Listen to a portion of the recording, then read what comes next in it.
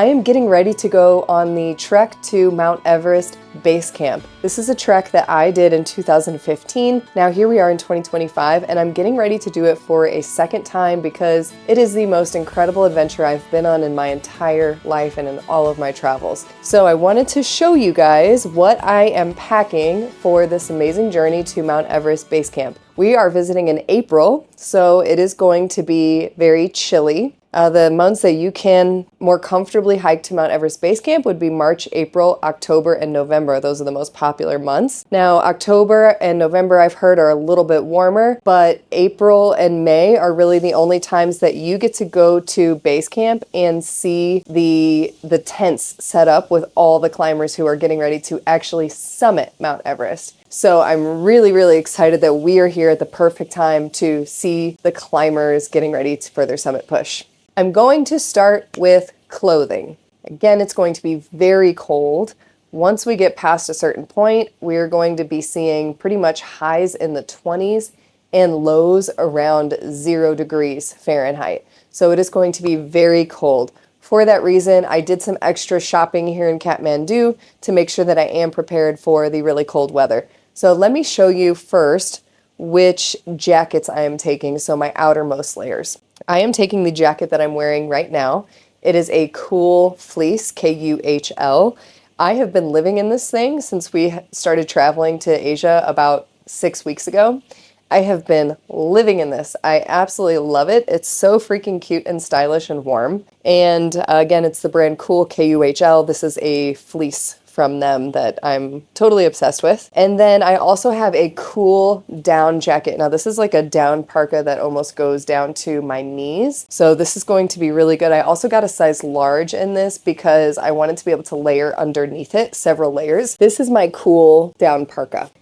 That's definitely coming with me to base camp. And then the layer that I got here when I was in Kathmandu is this kind of like, it's kind of like a hard weatherproof shell with fleece on the inside. I paid around $30 for this from a little store here in Kathmandu that they make this clothing in a factory here. And I felt like for the quality, the zippers are really nice. I felt like for the quality, that was a pretty decent price. I mean, I'd obviously pay way more at home. It is fleece lined and it seems like it's really warm. I got a large in this as well, just because again, I love to layer underneath. The more layers you can get in, the warmer you will actually be. So those are my 3 outermost layers. And then of course, my rain jacket, which also is the brand Cool. You will come to find that I absolutely love this brand. I have Cool items that I bought 8 years ago, and including this raincoat, that are still in perfect condition. So here is my Cool rain jacket. Okay, so that is my topmost layers. Now let's talk about the shirts that I'm bringing. So I have this is a base layer. This is a smart wool top.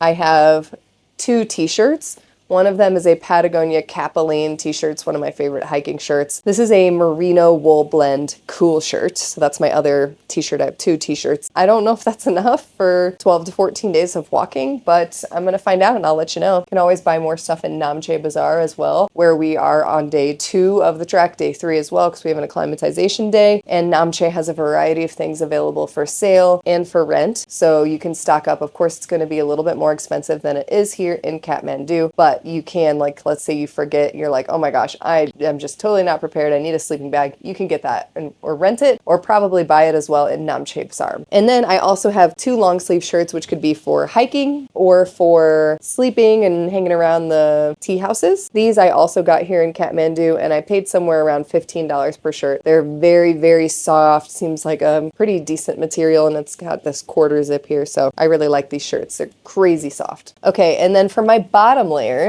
I have these fleece lined kind of hard shell pants that I also got from that same shop here in Kathmandu. And they have fleece lining on most of them. And I got these because I just figured I would need something, especially for like that really cold hike up to, we're doing sunrise at Kalapatar. So I think that these pants are going to be what I want to be hiking in, maybe even layered with my merino wool base layer REI pants here. So that's another pair of pants that I have. And then my final pair of pants is my favorite pair of REI hiking pants, the REI Co-op Afro collaboration pants that I've had for a couple years now. I'm obsessed with these. Literally wear them constantly. They don't make them anymore, which is very, very sad. REI, you should start making these again. And I know this is crazy, but I'm bringing a pair of shorts. If that sun comes out and we're around Namche or a little below Namche even, baby, I am putting on shorts. I'm willing that into existence. First off, my clothes are all going into these 2 REI packing cubes. For socks, I have 3 merino darn tough socks that I brought from home. And then I have 1 pair that I got here in Kathmandu. They were $1, super duper cheap. Don't know how much I'm gonna like them, but I wanted to get another pair of socks. And then I have just this little pair of Adidas socks that I'm gonna wear like on the flight to Lukla, so I'm not already getting my wool socks dirty there. A couple more clothing items here. I have this buff. I got this here in Kathmandu. This is a,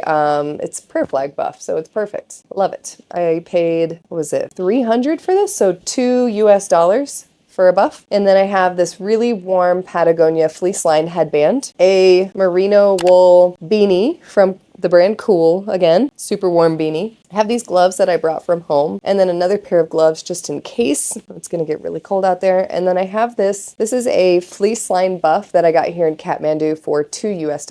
It was 300 rupees. I also have a cool hat. This hat is literally cool. So this is just my sunny day hat because, mark my words, we're gonna have so many sunny days. So much sun. A headlamp, of course, with a couple of extra batteries in case they die. 2 bottles of sunscreen, actually. This ball for rolling out your feet when your feet get sore. Waterproof backpack cover. Noon hydration tabs. I have more of these as well. I'm bringing 1 per day of hydration, electrolytes. Duct tape. Sunglasses for all of the sun. A mini sewing kit. This is my portable charger, and I love it because it has both USB-C and lightning port cables attached to it, so you don't have to go around looking for your cord to plug into it. I have an Everest map. Don't go hiking without a map, you guys. Definitely bring your map. I have Monopoly Deal. Don't leave home without Monopoly Deal. Are you kidding me? It's so much fun. All that time at the tea houses that you're acclimatizing, you could be playing Monopoly Deal. This was provided by our trekking company. This is a hot water bag that you fill up with hot water in the evening, and you literally put it in your sleeping bag at night to keep you warm. So I think this is gonna be a super clutch item to have. Carrying on, I'm going to show you some of the more miscellaneous items that I'm bringing. In here, for now, I just have my AirPods. I have 2 packs of these just kind of little tissues that could be used for blowing your nose or going to the bathroom. But for blowing my nose, I'm sorry, it's dirty, but I also have a hanky. I actually have 2 hankies because y'all know Grandpa Melanie loves to blow her nose while hiking. A bag of toilet paper, wet wipes. Cannot have enough wet wipes. This is my shampoo bar. The box is a little ratty because I've been using it for 6 weeks now, but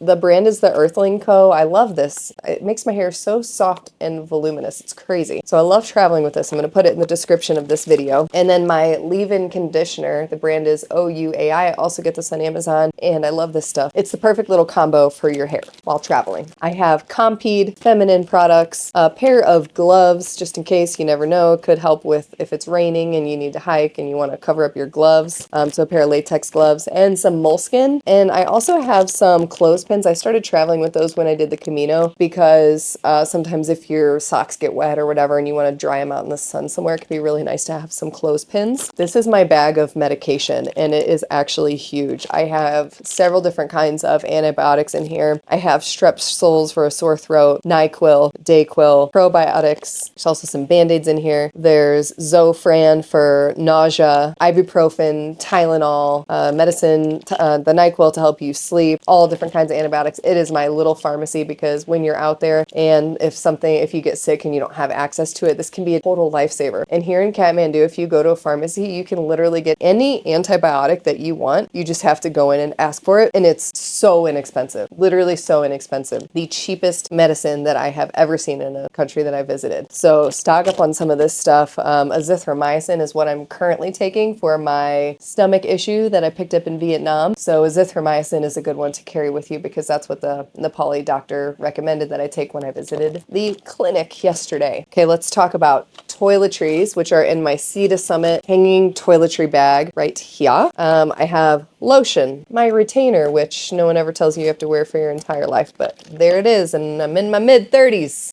my razor, mini deodorant, tape, like medical tape, bandage tape, hand sanitizer, essential item, use it constantly, face moisturizer, my toothbrush, toothpaste, and floss, some Q-tips. I have Band-Aids, I have cough drops, face mask, mini scissors, Dr. Bronner's, oh, and chapstick, regular chapstick, and chapstick with sunscreen. For sleeping, I have a super warm, I'm actually not sure what this is rated to, but I know that it's at least 0 degrees Fahrenheit. This was provided by my trekking guide, Pasang, so it's actually pretty bulky and heavy, but hopefully it'll be worth it carrying that because I think it's going to be really, really cold at night. And I also picked up this is a fleece sleeping bag liner that I got here in Kathmandu for about $8. And if it's really, really cold towards the top, I think I'm going to want to wear both the fleece liner plus the sleeping bag. My favorite eye mask in the entire world.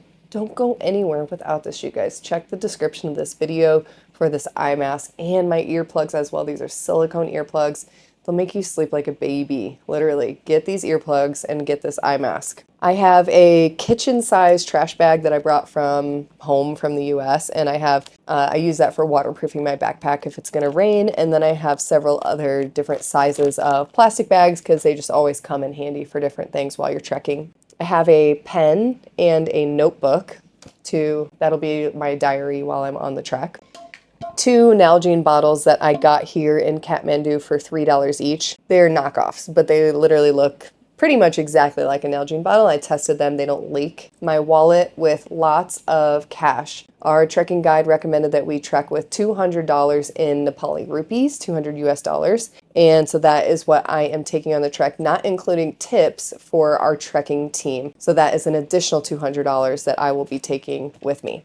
Some mango hard candies, because sometimes if you're going up a big hill and you're just not quite feeling it, a little piece of hard candy can give you a little sugar boost and just kind of brighten your mood. I have 12 protein bars and about 10 Snickers in here. The protein bars I brought from home from the US are Barbell brand.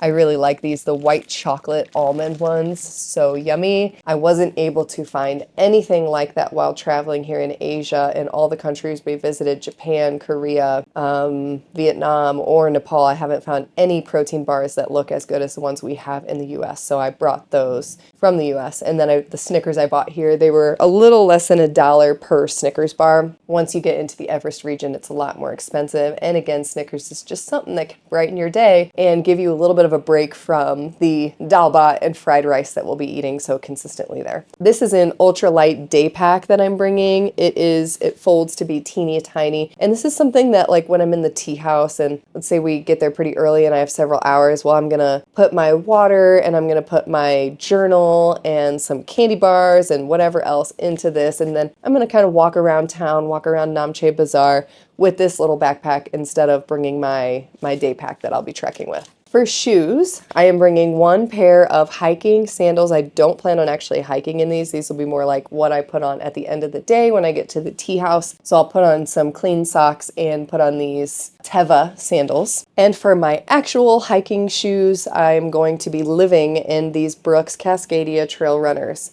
God, I bought these like 6 months ago, and I swear they are so beat up. It's crazy. I have gone on several long distance hikes since then, but still, I feel like I'm not getting a ton of mileage out of these, but I do love them, and I think they're super, super comfortable and just perfect for my feet. Again, they're the Brooks Cascadia Trail Runners. I got them at REI. And finally, well, two more items to show you. This is my Osprey Exos 48-liter backpack. I actually bought this backpack for the Everest Base Camp trek back in 2015. So the first trek I ever did with it was Everest Base Camp, and here I am 10 years later bringing it again. This is going to be my day pack. It's not going to be completely full. I'm going to have a lot of extra space in there, but it's my most comfortable pack that I love hiking with, so I am bringing this as my day pack on the trek. And the last item is this duffel bag. This was provided by my trekking guide, and this is going to have most of my stuff in it.